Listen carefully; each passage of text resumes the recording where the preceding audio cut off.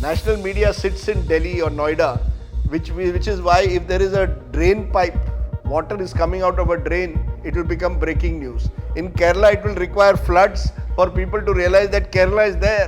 Rahul Gandhi is on a Bharat Jodo Yatra. Nitish Kumar is on actually yet another Yatra that we can say where he is meeting other opposition leaders. What kind of impact is this going to have in 2024? We have more news.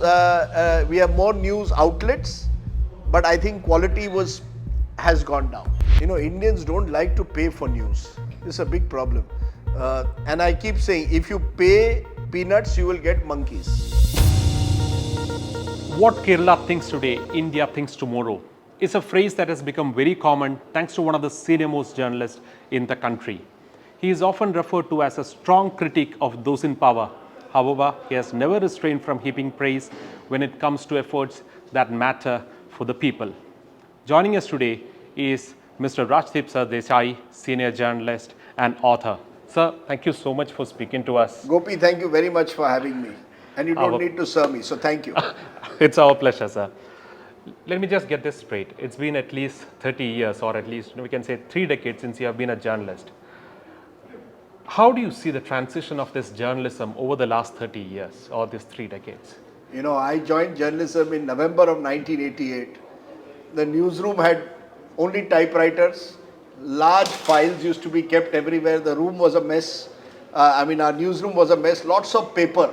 I still remember lots of paper, lots of typewriters. I was at the Times of India in Mumbai. There was a reason why it was called Old Lady of Boribandar, because we were an old style office in a way in terms of our structures.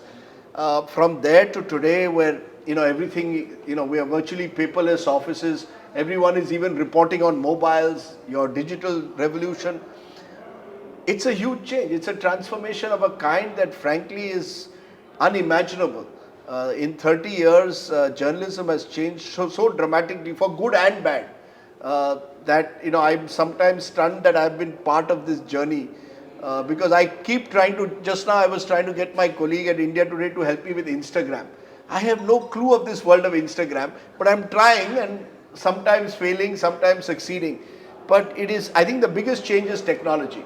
When you were in the age of the typewriter, I remember once covering an earthquake in Latur, and we just could not get our story out because 1993, there was just one broken telex machine and it was just a big struggle to put out stories. Today you could go to Latur with a live view and you would be uplinking, as it's happening. So I think this news is now real time. It's on WhatsApp, it's on Facebook, and it's multimedia. So it's real time, it's multimedia, and it's tech driven. That's the big change. I wish the content was better. We have more news. We have more news outlets, but I think quality has gone down. Talking about this technology-driven change in news, today we see a huge tussle or a fight or battle to become the front runner between the vernacular or the traditional media and the new media. Where do you see this battle heading to? I've been always, I don't like to use the word vernacular. I think regional media and so-called national media. National media sits in Delhi or Noida, which is why if there is a drain pipe, water is coming out of a drain, it will become breaking news. In Kerala, it will require floods for people to realize that Kerala is there.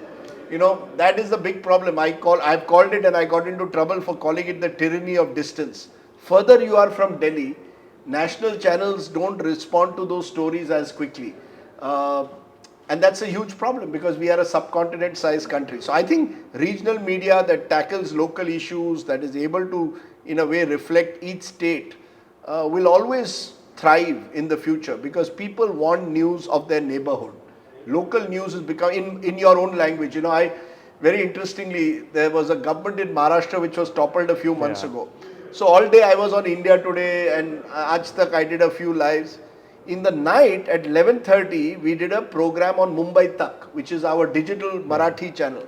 And we went on for about 1 hour till 12:30. Next day when we went to the Shiv Sena office, everybody only spoke about that program. That means they had been watching it at midnight in Marathi.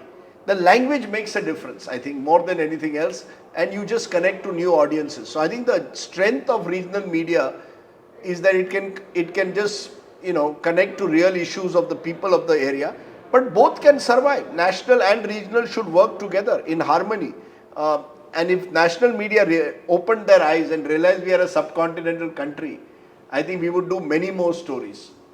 So we were at a point of time where we used to subscribe for newspapers, the hard copy newspapers. Now as we get into the digital side of news gathering or this news consumption, we are also starting this habit of subscribing for digital news content. How viable is this practice going to be in your opinion? Indians don't like to pay for news. This is a big problem. And I keep saying, if you pay peanuts, you will get monkeys. We are paying for 800. My mother in Mumbai is paying her cable operator for 800 channels she gets. She pays him 600 rupees a month. And if he raises it to 650, she will ring me up. Cable operator is raising the rates. Now the fact is that means 800 channels are being given to you 650 rupees. That is less than half a rupee per channel. So unless, you see, part of the problem, sports channels will always get subscription because they have exclusive content. News, I don't know, but I hope that people will subscribe, because unless you subscribe, how will you get good news? If you want good news, if you want quality news, you have to pay for it. Talking about the quality of news, we used to learn in journalism class, at least in my generation, that we must never be biased in news. But at least now that there is a lot of criticism against news media outlets that it's not biased, but they themselves have become polarized. What's your take on that? Of course we have. I think society has become polarized, and with society becoming polarized, newsrooms have also got polarized. I keep saying we need a conversation. You can have your view, I might have mine. It should not affect the news, it can affect your opinion. Or, when I started a newspaper, I was told very clearly by my editor, you have an opinion, put it on the opinion page. You have news, give it to me, I'll put it on the front page. Similarly, I think news channels need to recognize the difference between opinion and news. And if they can realize that distinction, then maybe some of this polarization can reduce. At the moment, because of Twitter, I tweet something, immediately I get into trouble. In fact, my son told me, why are you tweeting? I tweet because, I have an opinion. But we are now becoming more and more opinion driven, less news driven. And because of that, these polarizations are widening. And it's very worrying. It should not be Hindu, Muslim, them versus us. Is this how we want to conduct a news operation? That would be very difficult, I think. And that would be very dangerous. I'll just like to add on to that question, that answer that you gave. You said it's actually opinion driven. Do you think that power, be it the political power or this economic power, does that influence this opinion in any manner? Yeah, I think so. I think political power is influencing newsrooms more and more. Economic power, major business houses are taking over news channels. That is another worry. But, both, when you combine political power, where governments and politicians in power are becoming intolerant of criticism, and you have business power, which has the money and the clout to control news networks, it's a very dangerous combination, because often the politician and the businessman are hand in glove. And then where is the journalist left? If these two powerful forces are going to unite, I can't be the third weak link of this triangle. I'm the weakest link. The content maker is the weakest link. It's the businessman and the politician who are running the show. I'll quickly wrap up with just two more questions. We're talking a little about politics, because you have been a great political observer. Rahul Gandhi is on a Bharat Jodo Yatra, just started off from Tamil Nadu, went past through Kerala, now it's in Karnataka. Nitish Kumar is on actually yet another yatra that we can say, where he's meeting other opposition leaders. What kind of impact is this going to have in 2024? I hesitate to predict anything in Indian politics, still 18 months to go. But I think today politics has become more and more about micromanaging the last mile, the connectivity to the booth. He or she who's able to build that last mile connectivity, organization, matters much more than yatras, or unless the yatra is part of a genuine long-term mass connect.